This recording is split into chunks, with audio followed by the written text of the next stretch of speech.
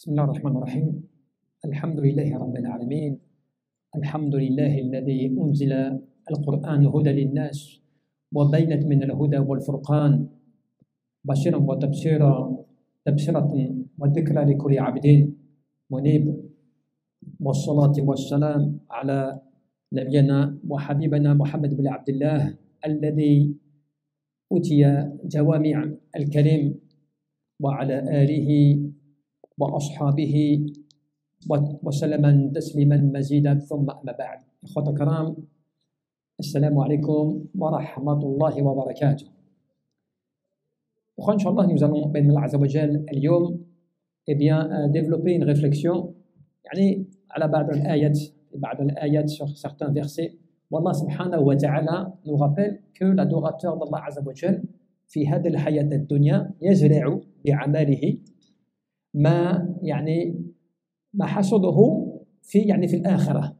Que comme quoi dans ce bas monde, l'adorateur d'Allah Azza wa Jal, il œuvre, il laboure, tu sais, comme l'agriculteur quand il travaille sa terre.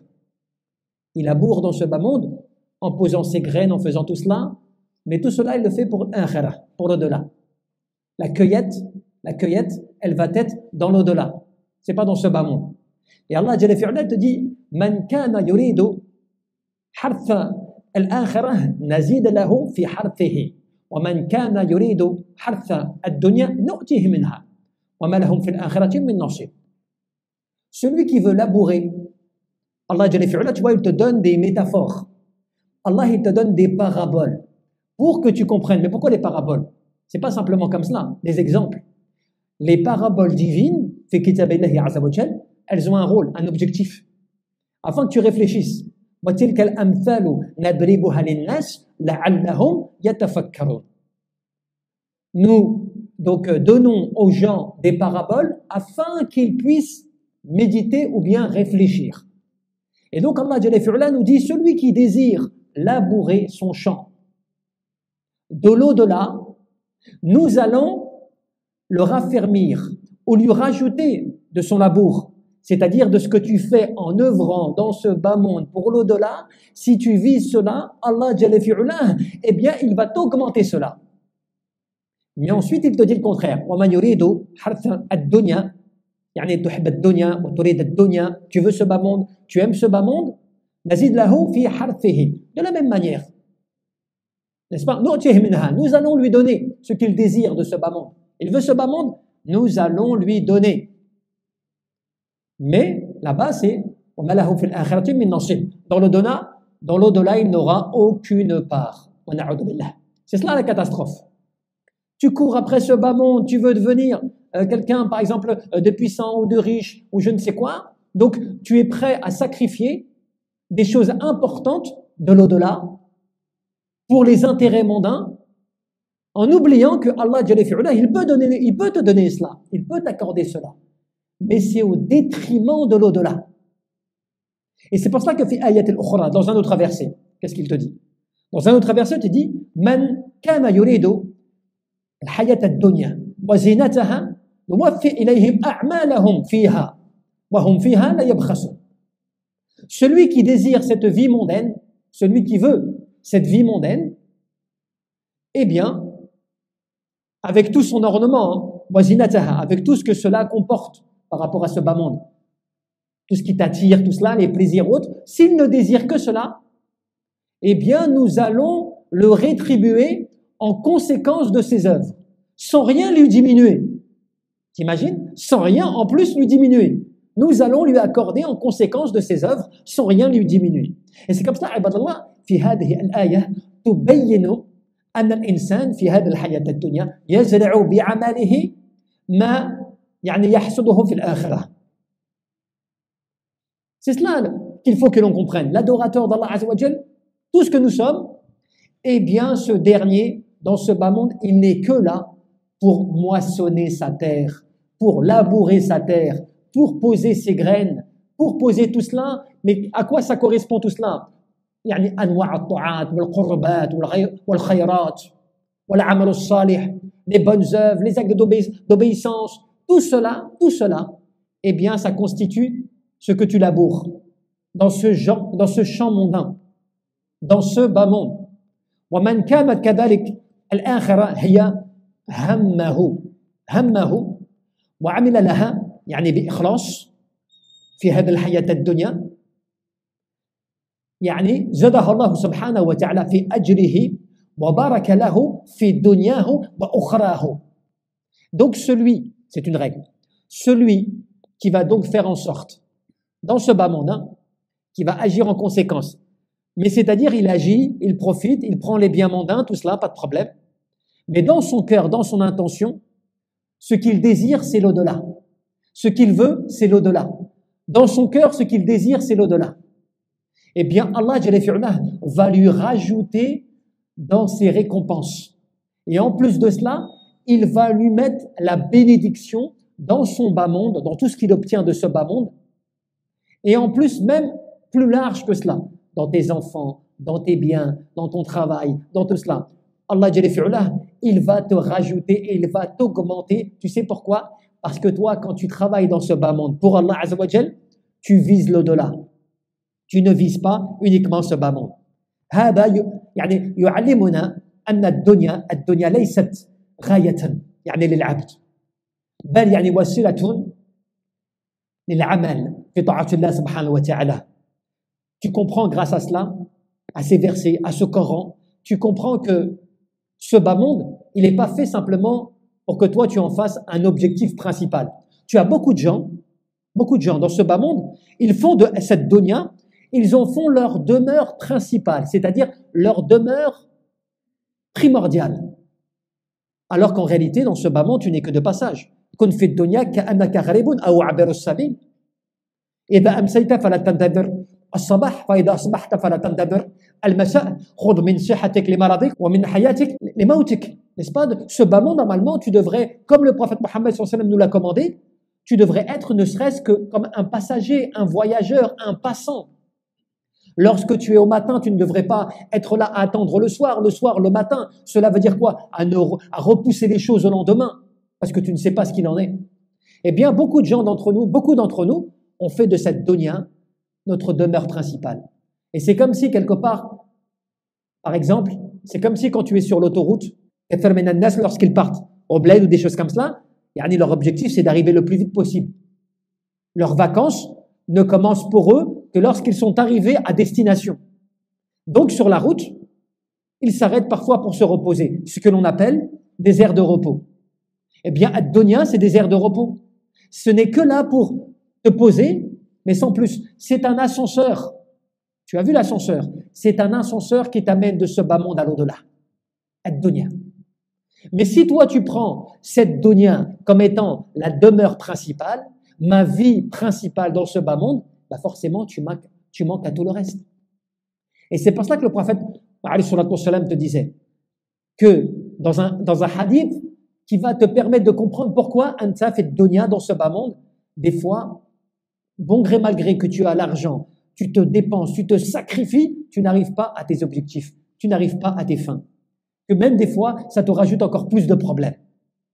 Eh bien, tu as un hadith où le prophète sallallahu alayhi wa sallam te dit quoi? Te dit man kanat ad-dunya hammahu farraqa Allahu lahu amrahu wa ja'ala faqrahu bayna 'anayhi wa lam ya'tihi min ad-dunya illa ma kutiba lahu. Il te dit, celui qui fait de ce bas monde, de cette dunya, sa principale préoccupation, il n'y a que cette dunya qui l'intéresse. C'est que dans sa tête. Il se réveille le matin, il pense à cela. Il se couche le soir, il pense à cela. Même s'il fait ses prières ou autre, c'est pas le problème. Mais dunya possède son cœur. Eh bien, il te dit, Allah Jalla fi'ala va lui séparer ses affaires, va lui éparpiller ses affaires et il lui mettra constamment devant ses yeux la pauvreté. Il lui mettra constamment devant ses yeux la pauvreté. Qu'est-ce que cela veut dire? Même si tu es riche, même si tu as des biens mondains, même si tu es important, eh bien tu seras toujours dans la peur de perdre ce que tu as.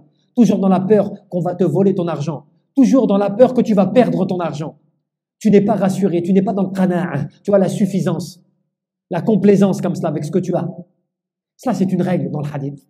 Mais le prophète sallallahu alayhi wa sallam te donne, après l'exemple comparé à cela, il te dit وَمَنْ كَانَتْ الْآخِرَةِ هَمَّهُ جمع الله له أمره وجعل غناه في قلبه وأتته الدنيا وهي راغمة وهي راغمة. Celui qui va faire de l'au-delà sa principale préoccupation, son principal souci, Allah Jalla fi'ala va lui rassembler ses affaires. Allah va lui faciliter ses affaires. Et il va installer dans son cœur la richesse. Al-ghina, tu vois la richesse, pas la richesse de l'argent, de l'or et de l'argent. Non, la richesse de la science, de la connaissance, de l'amour d'Allah, de l'apaisement, de la suffisance de ce que tu as. Et en plus, ce bas monde viendra à lui, ce bas monde viendra à lui incontestablement, bon gré mal gré. Ce bas monde viendra à lui. Subhanallah. Cela, ibadallah, ça te rappelle quoi? Le hadith, lorsque le prophète te disait Azhad fi dunya yuhibbaka Allah, wazhad fi ma fi aydi nas yuhibbaka an-nas. Détache-toi de ce bas monde et Allah va t'aimer. Détache-toi de ce que les gens possèdent entre leurs mains et les gens vont t'aimer. Donc, tu te rends compte que notre problème à nous, ce n'est pas un problème de on aime bien ce bas monde, on aime l'argent, des choses comme cela. C'est naturel à l'être humain. Notre problème, c'est qu'on fait de ce bas monde notre priorité. C'est pour ça que tu as des gens qui entrent dans des machakels, des problèmes graves des fois. Dans leur couple, par exemple. Ils se disputent, ils divorcent, ils s'énervent, ils frappent, ils font des choses graves. Pensant que cela n'a pas de conséquences. Ou bien, pour obtenir ce bas monde, ils sont capables de mentir, de voler, de tricher, de trahir. Tu as certaines personnes, quand elles sont divorcées, elles mentent, elles simulent des pauvretés pour ne pas payer leur pension obligatoire à leurs enfants. Alors que c'est un ordre divin. Donc tu joues avec Dunya, tu joues avec les règles de ce bas monde en oubliant l'au-delà. En oubliant que cela, tu vas le payer si tu ne te repens pas de cela. Que ça a des conséquences. C'est pour ça, ibadallah, quand on dit وَمَا اغْتَنَمَ يعني نِعَمَ اللَّهِ سبحانه وتعالى في طاعة الله عز وجل فقد فاز فوزا عظيما وما اشتغل منها يعني الدنيا وينسى الآخرة يعني خسر في الدنيا والآخرة. Celui qui va donc donner de l'importance, qui va utiliser les biens que Allah Azza wa Jalla lui a donnés, en richesse, en pouvoir, en connaissance, peu importe. Il va l'utiliser, fi ta'atillah subhanahu wa ta'ala, dans l'obéissance à Allah Azza wa Jalla. Allah, vous savez ce qu'il va faire? Allah, il va lui accorder cette réussite dans ce bas monde et dans l'au-delà. Il va gagner, il va réussir. Alors que celui qui va se préoccuper de ce bas monde, qui va oublier l'au-delà, qui va penser qu'il va gagner comme cela, malheureusement, qu'est-ce qu'il perd? Ad-dunya, il perd ad-dunya wal-akhirah, il perd les deux mondes.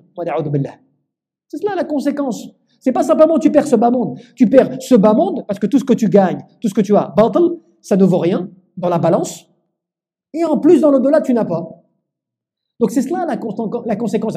C'est pour ça qu'Allah, quand il te parle de l'fawz al-azim, tu vois la grande réussite, c'est laquelle? Ce n'est pas la réussite de l'argent, du pouvoir, de tout cela. C'est la réussite divine, la réussite de l'adoration d'Allah Azza wa Jalla, que tu réussisses dans ce bas monde par l'obéissance à Allah subhanahu wa ta'ala qui te fait gagner le paradis. C'est cela le but. Kullu nafsin dha'iqatul maut wa innama tawaffawna ujurakum yawm al-qiyamah faman zuhziha 'anil nar wa udkhila al-jannah faqad faz wa ma al-hayata ad-dunya illa mata'ul ghurur.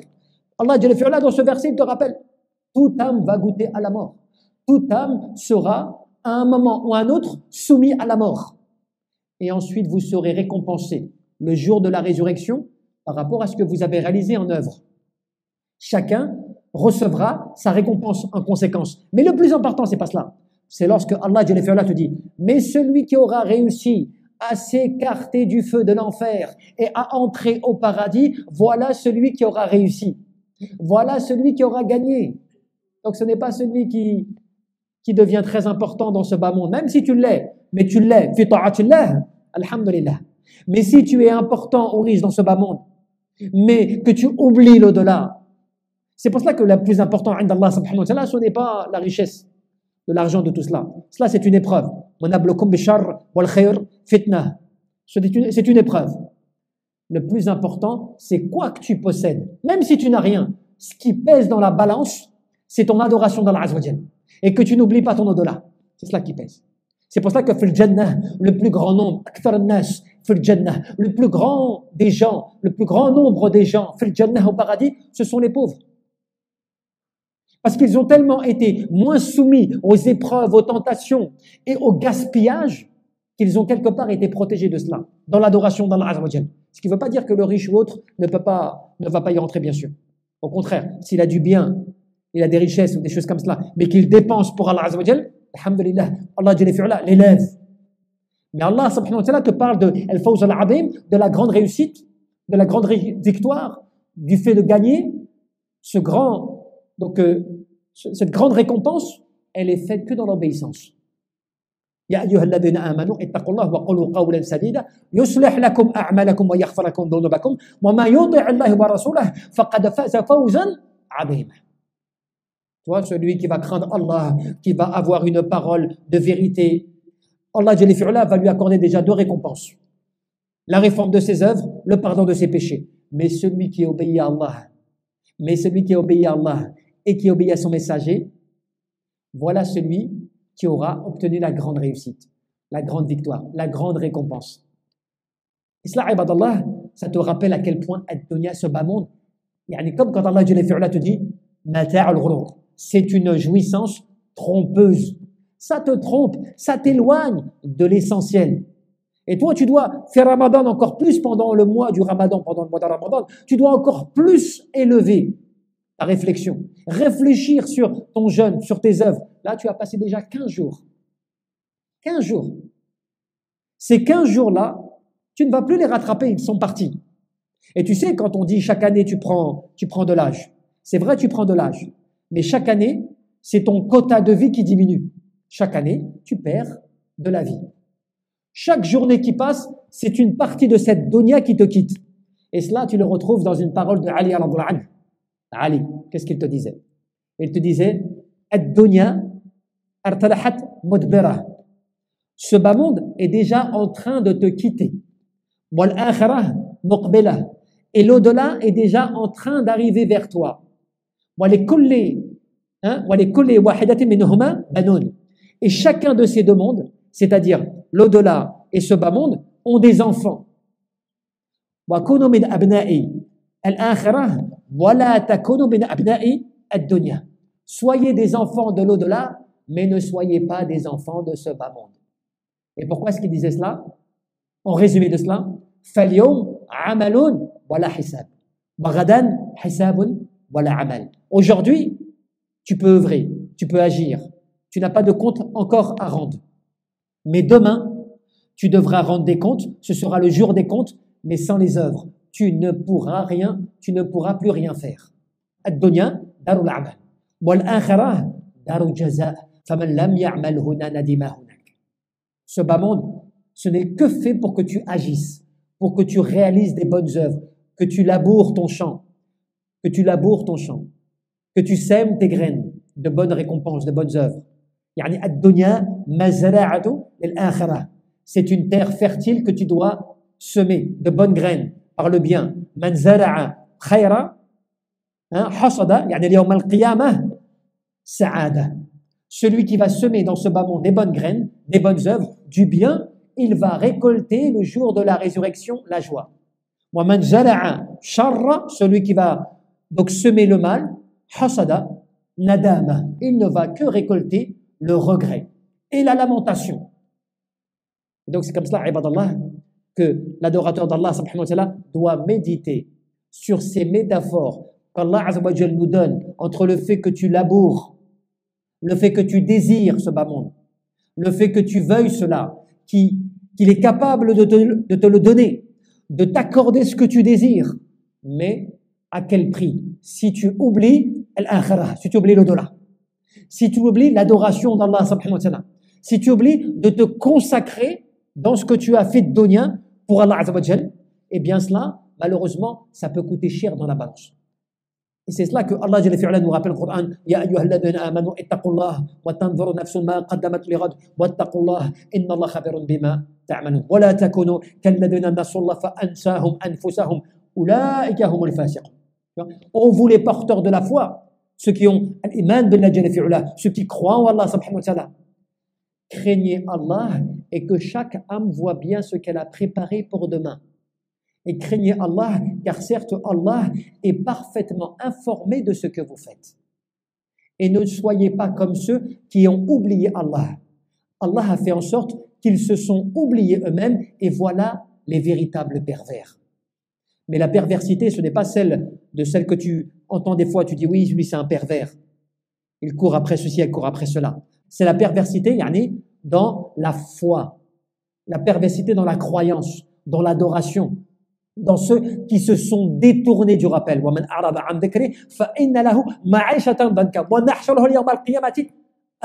Celui qui se détourne de notre rappel, eh bien, il ne va mener qu'une vie pleine de gêne. Il mènera une vie pleine de gêne et il sera ressuscité le jour de la résurrection aveugle. Aveuglé. Pourquoi aveuglé? Tout simplement parce qu'en fait, dans ce bas monde, il s'est détourné. Ce n'est pas qu'il n'a pas vu. Il s'est détourné du rappel d'Allah. Il s'est désorienté du rappel d'Allah.